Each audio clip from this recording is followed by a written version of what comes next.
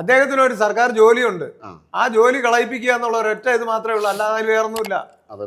എന്താണ് അവിടെ നടക്കുന്നത്? ഇപ്പൊ തൊട്ട് അന്നത്തെ ദിവസം രാവിലെ വരെ, ഇത് രാത്രിയാണ് നടക്കുന്ന ഈ സംഭവം, രാവിലെ വരെ ചെടിത്തോട്ടത്തിൽ വെള്ളം നനച്ചുകൊണ്ടിരുന്ന രണ്ടുപേരും, അവർ തമ്മിലുള്ള എന്ത് പ്രശ്നമാണ് അവിടെ നടക്കുന്നത്? ഇവിടെ പ്രശ്നങ്ങൾ ഇത് ഞാൻ ചോദിക്കട്ടെ, അയാൾ കൊന്നില്ലല്ലോ അരുൺകുമാർ, അരുണല്ലേ, കിരൺ അല്ലേ, കിരൺ കൊന്നില്ലല്ലോ, കൊന്നില്ലല്ലോ. ഇവിടെ എത്രയോ പുരുഷന്മാരെ പല രീതിയിലും ഭാര്യയായിട്ട് കാമുകിയായിട്ട് കൊല്ലുന്നു, എന്നിട്ട് എഴുതി വെച്ചിട്ട് ആത്മഹത്യ ചെയ്യുന്നു. ഈ കേസിൽ ഒന്നും നടപടി ഉണ്ടാകുന്നില്ലല്ലോ.